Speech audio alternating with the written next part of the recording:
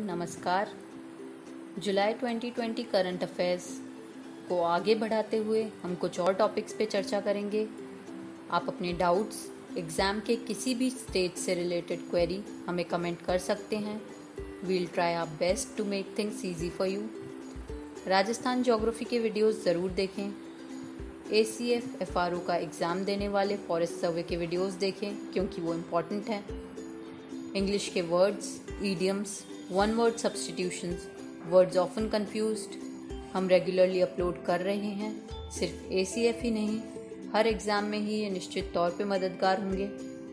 बाकी के टॉपिक्स भी हम जल्दी ही लेकर आने वाले हैं। एक छोटी बच्ची है जो रोज़ वर्ड ऑफ द डे को पासवर्ड की तरह यूज़ करती है और लिख लिख के याद करती है। वो इतनी छोटी है फिर भी रोज़ वर्ड याद कर रही है, तो क्यों ना उसके डेडिकेशन से हम भी थोड़ी सी प्रेरणा ले लें और एटलीस्ट वर्ड और ईडियम को रोज़ याद करें। तो आज के हमारे टॉपिक्स हैं जयगांव, अहले रूट। ये सामरिक और व्यापारिक दोनों ही दृष्टियों से महत्वपूर्ण है। India's trading partners. पिछले RAS मेंस में इंडिया के ट्रेडिंग पार्टनर्स पे क्वेश्चन आया था और उससे पहले आया था इंडिया की फॉरेन ट्रेड पॉलिसी पे क्वेश्चन। तो ट्रेड एक इम्पॉर्टेंट टॉपिक है। उसके बाद है इंडिया UK में second largest foreign direct investor बन गया है, इस पे हम चर्चा करेंगे। फिर है अंजी खड़ bridge, international press freedom awards 2020। People in news में है अशोक कुमार जो कि हॉकी चैंपियन है। इनके अलावा एक और हॉकी चैंपियन पे हमने एक वीडियो बनाया है, आई बटन क्लिक कीजिए और उसे ज़रूर देखिए। अशोक लवासा, नागिनदास सांघवी और इम्पॉर्टेंट डेज में हम देखेंगे मलाला डे जो कि 12 जुलाई को मनाया जाता है। नोटबुक और पेन तैयार रखें और नोट्स बनाते जाएं। जिन विद्यार्थियों को लगता है कि स्क्रीनशॉट ले लेंगे या बाद में लिख लेंगे, trust my words, current affairs इतना वास्ट टॉपिक है कि अगर आप अपडेटेड नहीं रहेंगे तो ज़्यादा स्कोर करने का जो चांस होता है वो आपके हाथ से निकल सकता है। पॉइंट्स अपने हिसाब से नोट डाउन कीजिए, एक बार रीडिंग लगाइए, एक बार और रीडिंग लगाइए और रिवाइज करते रहिए। तो हमारा पहला टॉपिक है Jaigaon Ahle route. It is a new trade route between India and Bhutan. Paschim Bangal के जयगांव और भूटान के पसाका के बीच एक नया व्यापार मार्ग खोला गया है। जैसा कि हम सब जानते हैं, भूटान भारत का निकटतम साझेदार है और इस कोविड-19 पैंडेमिक के टाइम में कनेक्टिविटी को और सुचारू करने और ट्रेड रिलेशनशिप को इम्प्रूव करने के लिए ये रूट बहुत ही इम्पॉर्टेंट है। भूमि मार्ग से औद्योगिक कच्चे माल और पसाखा औद्योगिक एस्टेट के लिए माल ले जाने में मदद मिलेगी। यह मार्ग व्यापार को बढ़ावा देने में मदद करेगा और वाहनों के आवागमन को भी कम करेगा। It will help in reducing the issues regarding the traffic. अब थोड़ा सा चाइना का हस्तक्षेप देख लेते हैं। ऐसा है कि India had recently proposed to build a road in येती टेरिटरी ऑफ भूटान। भारत ने हाल ही में भूटान के येती क्षेत्र में सड़क बनाने का प्रस्ताव दिया जिस पर चीन ने दावा कर लिया। यह सड़क अरुणाचल प्रदेश के तवांग तक जल्दी पहुंचने में मदद करती, गुवाहाटी और तवांग की दूरी को 150 किलोमीटर दूर कम कर देती। तिब्बत पर पूर्ण नियंत्रण हासिल करने के लिए चीन तवांग पर दावा करता आया है। सकतेंग वन्यजीव अभयारण्य जो कि भूटान के पूर्वी क्षेत्र में स्थित है, चीन ने संयुक्त राष्ट्र विकास कार्यक्रम के वैश्विक पर्यावरण सुविधा परिषद में सकतेंग वन्यजीव अभयारण्य के वित्त पोषण को अवरुद्ध करने का प्रयास किया था। चीन के अनुसार यह अभयारण्य विवादित क्षेत्र का हिस्सा था। इंडिया और भूटान की ट्रेड देख लेते हैं। हालांकि ये IR का टॉपिक है और उसमें विस्तार से कवर किया जाएगा, लेकिन फिर भी एक थोड़ा सा डिस्कस कर लेते हैं। इंडिया भूटान का सबसे बड़ा ट्रेडिंग पार्टनर है। 2018 में इंडिया भूटान की बायलेटरल ट्रेड थी 9,227 करोड़ रुपीस। भूटान इंडिया से mineral products, machinery and mechanical appliances, electrical equipments, base metals, vehicles, vegetable products, plastics ये सब इंपोर्ट करता है और इंडिया भूटान से लेता है Portland cement, dolomite, timber, would products, potatoes, cardamom and fruits. India और भूटान की जो फ्रेंडशिप और कोऑपरेशन की ट्रीटी है उसे फरवरी 2007 में रिवाइज किया गया था। इंडिया और भूटान ने हाल ही में एक पैक्ट साइन किया 100 megawatt Longchu project in Thimphu. It will be the first hydropower joint venture in Bhutan. इसके बाद हमारा टॉपिक है इंडियाज ट्रेडिंग पार्टनर्स। वाणिज्य और उद्योग मंत्रालय के आंकड़ों के अनुसार अमेरिका 2019-20 में लगातार दूसरे वित्तीय वर्ष में भारत का शीर्ष व्यापारिक भागीदार बना रहा। With a bilateral trade of $88.75 billion, US is the top trading partner of India. इससे पहले 18-19 में भी यूएस ही टॉप ट्रेडिंग पार्टनर था, उसने चाइना को सरपास किया था। 2013-14 से लेकर 2017-18 तक चाइना इंडिया का टॉप ट्रेडिंग पार्टनर था और चाइना से पहले था यूनाइटेड अरब एमिरेट्स। इंडिया और चाइना की ट्रेड कमज़ोर पड़ रही है। द्विपक्षीय व्यापार 2018-19 में 87.08 बिलियन था, 87.08 बिलियन अमेरिकी डॉलर था, जिससे घटकर ये 2019-20 में 81.87 बिलियन अमेरिकन डॉलर्स ही रह गया। अब अमेरिका में भारतीय प्रवासियों की उपस्थिति व्यापार को बढ़ाने का कारण है और दोनों देशों के बीच व्यापार के मोर्चे पर मतभेदों को दूर करने और वाणिज्यिक संबंधों को बढ़ावा देने के लिए व्यापार समझौते पर बातचीत चल रही है। अगर आप ये आंकड़े याद नहीं कर सकते तो कोई दिक्कत की बात नहीं है। आपको एटलीस्ट ये याद होना चाहिए कि दो कंट्रीज के बीच में रिलेशनशिप कैसी चल रही है, बढ़ रही है या घट रही है। इसके बाद हम देखेंगे कि इंडिया यूके का second largest foreign direct investor बन गया है। यूनाइटेड किंगडम के अंतर्राष्ट्रीय व्यापार विभाग ने आवक निवेश आंकड़ों के अनुसार 120 परियोजनाओं में निवेश करके और 5,429 नई नौकरियों का सृजन करके भारत 2019-20 के लिए यूके का सेकेंड लार्जेस्ट एफडीआई बन गया है। इससे पहले 2018 में India was ranked the third largest foreign direct investor in UK का टॉप फॉरेन डायरेक्ट इन्वेस्टर है अमेरिका, जो 462 प्रोजेक्ट्स में इन्वेस्ट कर चुका है और 20,131 जॉब्स का सृजन कर चुका है। इसके बाद इंडिया, जर्मनी, फ्रांस, चाइना और हांगकांग है। इसके बाद हम देखेंगे Anjikhad bridge. It is India's first cable stayed Indian railway bridge named Anjikhad bridge. Rail मंत्री पीयूष वेद प्रकाश गोयल ने घोषणा की कि कोंकण रेलवे कॉरपोरेशन लिमिटेड, जो कि भारत सरकार का एक उपक्रम है, उसके द्वारा भारत का पहला केबल स्टे इंडियन रेलवे पुल विकसित किया जा रहा है। ये जम्मू और कश्मीर में कटरा और रियासी को जोड़ने के लिए तैयार है और चिनाब नदी को पार करता है। केबल स्टे रेलवे पुल USBRL यानी उधमपुर श्रीनगर बारामूला रेल लिंक परियोजना का एक हिस्सा है, जो यंग हिमालय से होकर गुजरता है। उधमपुर श्रीनगर बारामूला रेल लिंक परियोजना में चिनाब नदी पुल भी शामिल है। चिनाब नदी पुल अगर पूरा हो जाता है तो ये दुनिया का सबसे ऊंचा रेल ब्रिज बन जाएगा।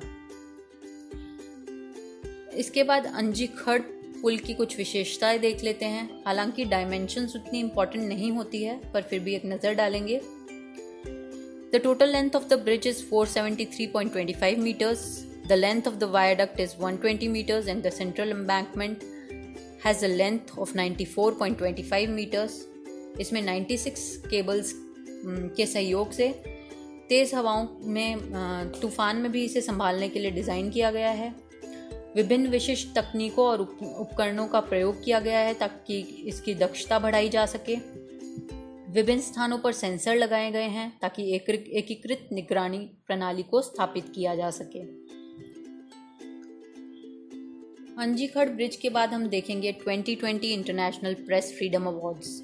हालांकि इनमें इंडियन तो नहीं है, लेकिन फिर भी ये पीपल इन न्यूज़ के हिसाब से भी इम्पॉर्टेंट है और इंटरनेशनल न्यूज़ के हिसाब से भी। ये अवार्ड्स दिए जाते हैं कमिटी टू प्रोटेक्ट जर्नलिस्ट द्वारा। 4 लोगों को दिए गए हैं। शहीदुल आलम जो कि बांग्लादेश से हैं। He is a photo journalist and a commentator. He is the founder of Pathshala media institute and Drik photo library. उसके बाद है मोहम्मद मुसैद जो कि ईरान से हैं। He is a freelance economic reporter. उसके बाद है डापो ओलोरियोमी, ये नाइजीरिया से हैं। He is the co founder and CEO and publisher of Nigerian newspaper Premium Times. Dapo Olorunyomi के बाद हैं स्वेतलाना प्रोकोपवेया, ये रशिया से हैं। She is the regional correspondent for radio स्वोदोबो। She was convicted and ordered to pay a fine of 5 lakh rubles as she discussed a suicide bombing in her radio show. इन चारों के अलावा हैं lawyer Amal Clooney, who will be honored with Gwen Ifill Press Freedom Award 2020. Amal Clooney is specialized in public international law, international criminal law and human rights. इसके बाद हम देखेंगे people in news. Ashok Kumar Kolkata स्थित मोहन बागान एथलेटिक क्लब द्वारा 1975 के विश्व cup विजेता भारतीय हॉकी टीम के प्रमुख खिलाड़ी अशोक कुमार को लाइफ टाइम अचीवमेंट अवार्ड से सम्मानित किया जाएगा। Ashok Kumar is the son of hockey wizard Dhyanchand. इन्होंने 1960 में बंगाल को रिप्रेजेंट किया था और उसके बाद भारतीय हॉकी टीम में शामिल हुए। He won silver medals in 3 consecutive Asian Games 1970, 74 and 78। इसके बाद इन्होंने ब्रॉन्ज और सिल्वर जीता 71 और 73 के वर्ल्ड कप्स में और 1975 में कुआलालंपुर में पाकिस्तान के अगेंस्ट गोल्ड जीता। इसके बाद म्यूनिक ओलंपिक्स में 1972 में इन्होंने ब्रॉन्ज मेडल जीता। हर साल 29 जुलाई को मोहन बागान दिवस के रूप में मनाया जाता है। मोहन बागान एथलेटिक्स क्लब ने ईस्ट यॉर्कशायर रेजिमेंट के अगेंस्ट 1911 में इंडियन फुटबॉल एसोसिएशन शील्ड में पहली बार ब्रिटिशर्स को हराने वाला क्लब बन गया था। उसको कोमेमोरेट करते हुए ये दिन सेलिब्रेट किया जाता है। Life time achievement award Ashok Kumar के अलावा प्रणब गांगुली जो कि फुटबॉलर हैं, मनोरंजन पटेल एथलेटिक्स के लिए, इन दोनों को भी दिया जाएगा। मोहन बागान रत्न दिया जाएगा गुरबख्श सिंह को जो कि फॉर्मर इंडियन हॉकी प्लेयर हैं, और पलाश नंदी को जो बंगाल क्रिकेटर और कोच रह चुके हैं। बेस्ट फुटबॉलर अवार्ड दिया जाएगा जोशेबा बीटिया को। बेस्ट यूथ प्लेयर दिया जाएगा सजल बाग को जो अंडर 18 फुटबॉल टीम में है। अब ये है तो कोलकाता का, लेकिन हमारे लिए इसलिए इम्पोर्टेंट है क्योंकि हमें प्लेयर और वो किस गेम से एसोसिएटेड हैं ये पता होना चाहिए। इसके बाद है Ashok Lavasa. Ashok Lavasa is currently serving as one of the election commissioners of India. इनको एशियन डेवलपमेंट बैंक ने निजी क्षेत्र के संचालन और सार्वजनिक निजी भागीदारी के लिए अपना उपाध्यक्ष नियुक्त किया है। ये वर्तमान में भारत के चुनाव आयुक्तों में से एक है और ये दिवाकर गुप्ता का स्थान लेंगे। दिवाकर गुप्ता का कार्यकाल 31 अगस्त को खत्म हो रहा है। उसके बाद अशोक लवासा वाइस प्रेसिडेंट बन जाएंगे। अशोक लवासा हरियाणा काडर के 1980 बैच के सेवानिवृत्त IAS अधिकारी हैं। चुनाव आयुक्त के पद से पहले इन्होंने भारत के केंद्रीय वित्त सचिव के रूप में भी कार्य किया और अन्य कई वरिष्ठ पदों पे ये रह चुके हैं। दिवाकर गुप्ता अगस्त 2015 में ADB के उपाध्यक्ष का पद संभाला था। इस पद से पहले उन्होंने एक वरिष्ठ सलाहकार आदित्य बिरला नवो लिमिटेड मुंबई के रूप में कार्य किया और भारतीय स्टेट बैंक के प्रबंध निदेशक और मुख्य वित्तीय अधिकारी के रूप में भी कार्य किया। अशोक लवासा और दिवाकर गुप्ता के बाद हम डिस्कस करेंगे नागिन दास जी सांघवी को। ये गुजरात के एक वयोवृद्ध पत्रकार थे, स्तंभकार, लेखक, राजनैतिक विश्लेषक और 2019 के पद्मश्री पुरस्कार विजेता थे। इनका हाल ही में निधन हो गया। नागिन दास सांघवी मुंबई में कई कॉलेजों में पढ़ाया करते थे।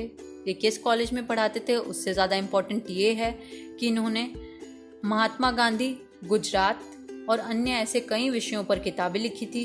इनकी किताबों में शामिल है रामायण अंतर यात्रा और Narendra Modi a political journey. ये चित्रलेखा में भी अपने काम के लिए जाने जाते हैं। इन्हें वयोश्रेष्ठ सम्मान दिया गया था गवर्नमेंट ऑफ इंडिया द्वारा 2017 में।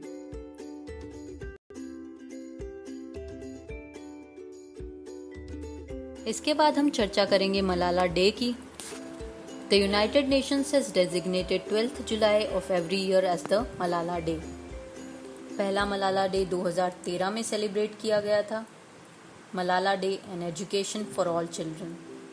यूनाइटेड नेशंस इसे किस लिए सेलिब्रेट करता है? To commemorate the birthday of Malala Yousafzai. Malala Yousafzai कौन है? एक पाकिस्तानी एक्टिविस्ट हैं जिन्होंने बालिका शिक्षा के लिए बहुत प्रयास किए हैं and she is also the youngest recipient of Nobel peace prize. 2012 में तालिबान द्वारा इनको सर में गोली मार दी गई थी क्योंकि ये बालिका शिक्षा के लिए तालिबान के प्रतिबंध का विरोध कर रही थी। मलाला द्वारा कई पुस्तकें लिखी गई है। I am Malala, the girl who stood up for education and was shot by the Taliban, we are displaced, Malala's Magic Pencil, and she has also co-authored I Am Malala, How One Girl Stood Up for Education and Changed the World. Malala Yousafzai को 2012 में पाकिस्तानी सरकार द्वारा पहली बार राष्ट्रीय युवा शांति पुरस्कार दिया गया था। दिसंबर 2014 में शांति के नोबेल पुरस्कार पाने वाली ये यंगेस्ट रेसिपिएंट बनी और इन पे बनी एक documentary he named me Malala was shortlisted for Oscars in 2015। इसके अलावा कनाडा गवर्नमेंट ने इन्हें ऑनररी कैनेडियन सिटीजनशिप दी है and she has also become the youngest person to address the House of Commons in Canada. United Nations ने इनको most famous teenager in the world in the decade भी designate किया है in its review report in 2019। इसी के साथ हमारे आज के वीडियो की पे चर्चा ख़त्म होती है। अगर आपको वीडियो पसंद आया हो तो इसे शेयर ज़रूर कीजिएगा और करंट अफेयर्स के लिए आगे भी वीडियोस को फॉलो करते रहें। Please share the video and subscribe the channel. Thank you. Have a good day.